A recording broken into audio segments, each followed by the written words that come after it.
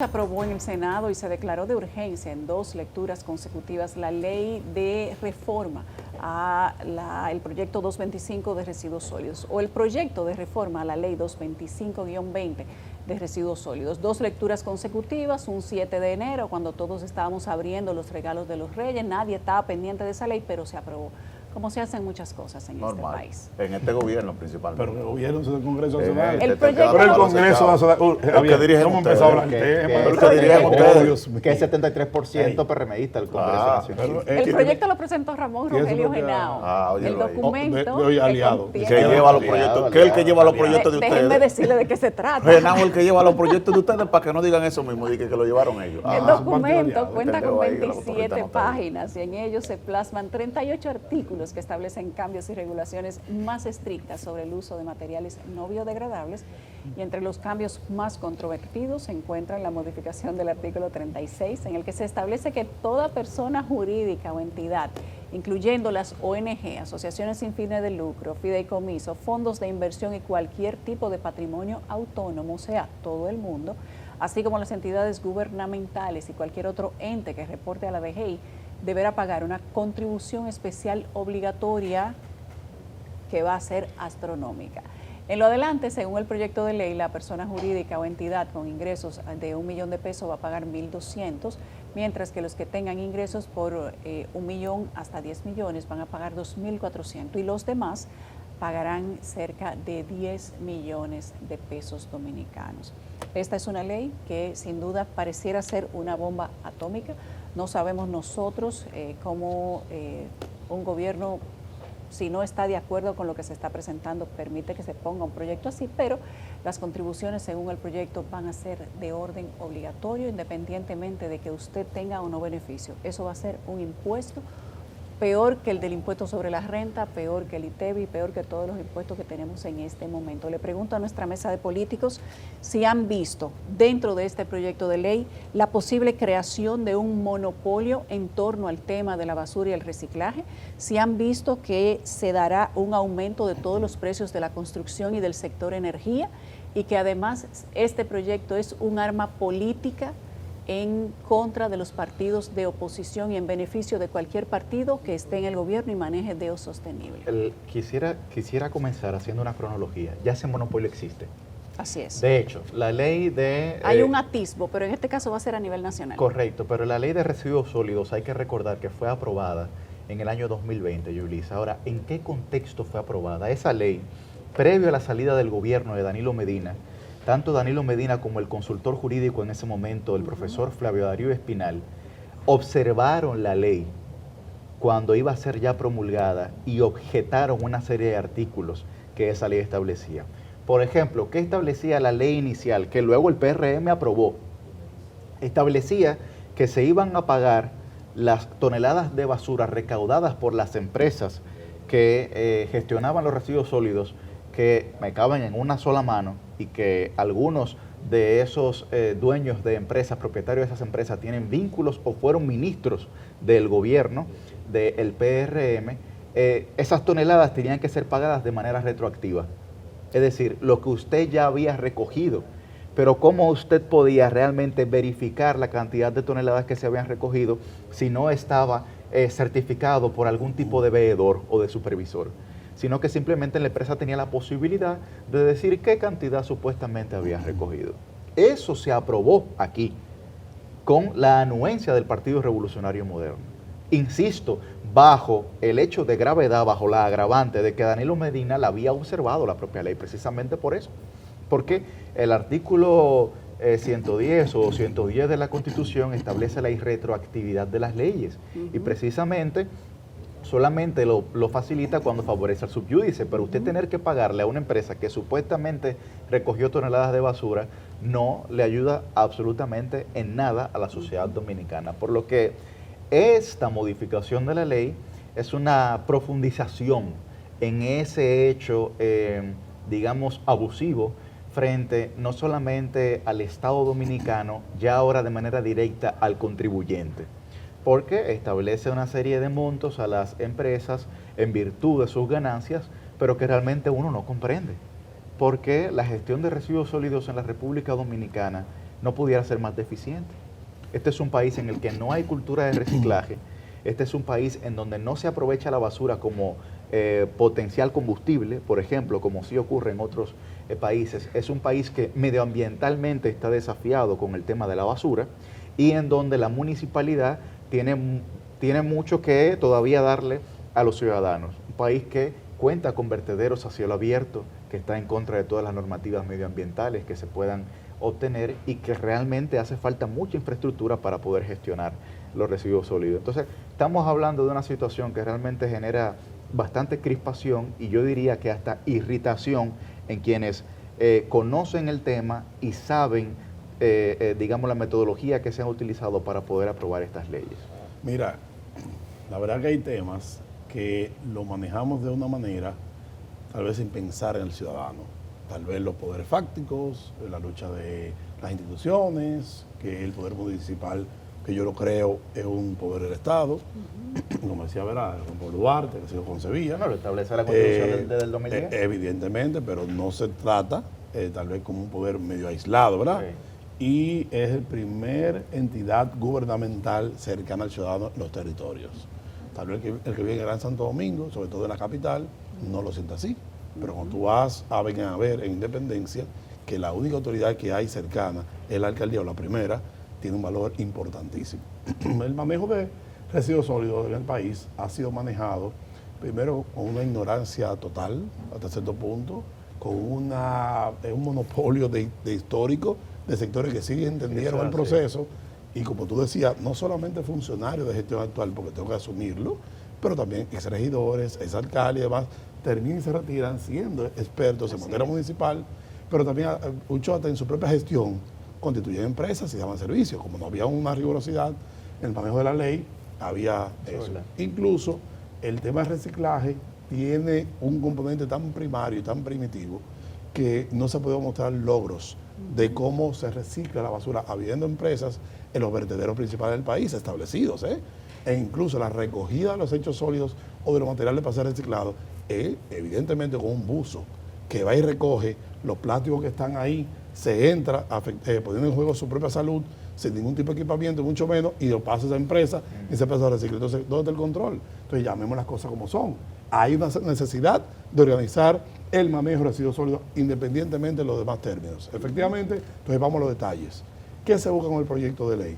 De alguna manera, que venía un proyecto anterior, que hay que mejorarlo, que hay que sincerizarlo, que el sector privado ha planteado que le va a aumentar muchísimo los costos de ellos, tienen que pagar o por adelantado. Todos esos son aspectos que hay que revisar y yo estoy de acuerdo hasta cierto punto. Pero ¿qué se busca en el proyecto? Primero, que hay un órgano nacional que gerente el proceso de residuos sólidos con expertise, con experiencia, con manejo, con profesionales técnicos, pero también que le devuelvan a la alcaldía, por ejemplo, 30 pesos por per cápita por cada ciudadano. Eso es un aporte al ayuntamiento. Pero no, que no le funciona a la alcaldía. Bueno, tú me dejas. Entonces, ¿qué pasa? Pero se la quita, lo acompaña en el proceso. Así que hay que verlo. Como hay otros procesos más, como digo yo, en algún momento hay que hablar de temas como los bomberos. La alcaldía no tiene presupuesto para pagar a los bomberos. Y que pone el jefe de los bomberos, poner al compadre jefe de campaña para pagarle. Eso está pasando con la basura. ¿Cuántas veces hemos visto en la prensa nacional donde para recogida de basura en el ayuntamiento local porque están matando por el contrato de basura entre un regidor y otro? A veces hasta del mismo partido de gobierno, o del partido que gobierna la alcaldía.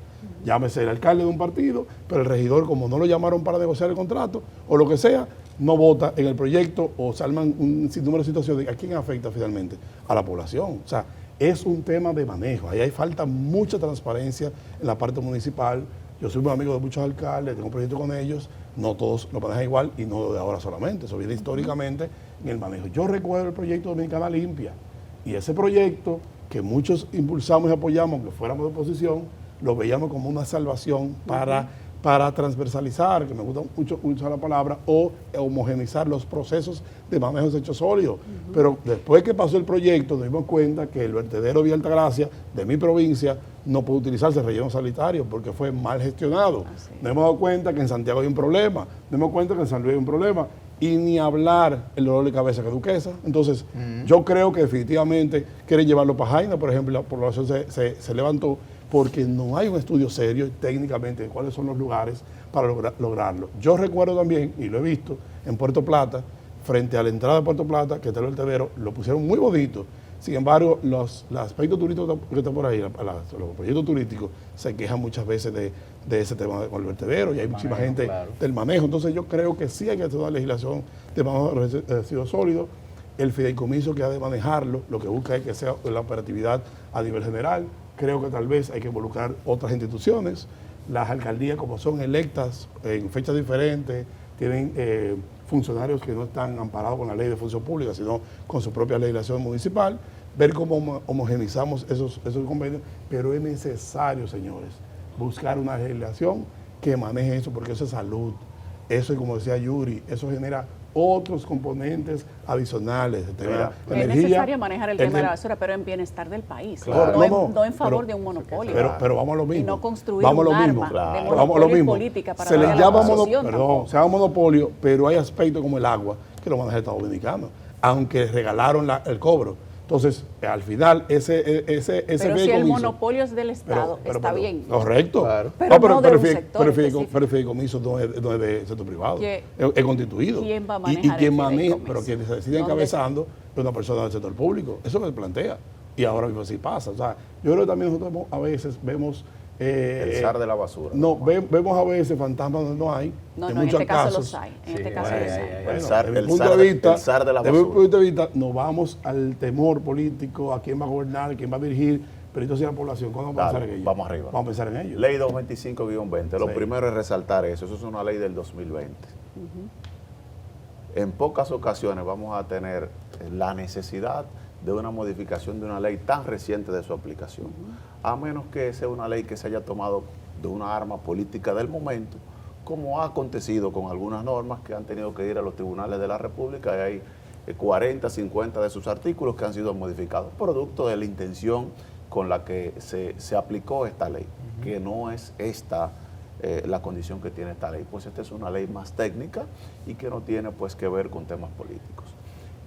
Segundo, hay un tema disfrazado allí, que hay una reforma, la reforma a los impuestos que quería hacer el gobierno la ha llevado paulatinamente, con diversos aumentos. Primero, el aumento de los costos de los peajes, el intento de los cobros a las plataformas. La nivelación del precio. El intento a los cobros de las plataformas electrónicas mediante decreto, algo totalmente ilegal y algo que es un absurdo.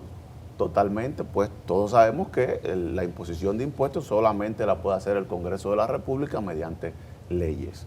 Y otros aspectos que ha querido impulsar el gobierno, como también el tema de la ley de cine y demás, que mediante esos mismos legisladores que utilizan concurrentemente de otro partido aliado para entrar los proyectos y que no se le endilgue a ellos mismos, lo están haciendo, por lo que hay una reforma escondida que se lleva a cabo. Por eso también el tema del aumento de los impuestos en este proyecto.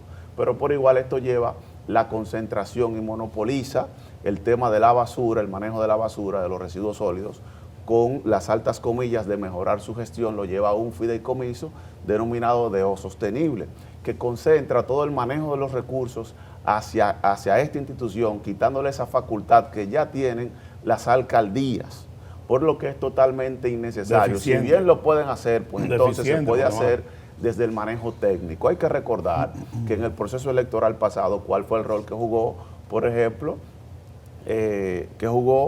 la Liga Municipal con el tema de los recursos? Claro. Lo que se quiere hacer con DO Sostenible es lo mismo que se hizo con la Liga Municipal, que fue el aparato, la Liga Municipal fue el aparato para coaccionar los alcaldes, para comprar los alcaldes, a los cuales se le estableció, estoy haciendo un ejercicio responsable. Usted puede buscar las alcaldías de los alcaldes que pasaron al PRM y va a encontrar que allí se le colocaron obras. El gobierno que más ha invertido en municipalidad ha sido casi un 6%. Digamos casualmente. Y el proyecto de reforma era 11 mil millones de pesos.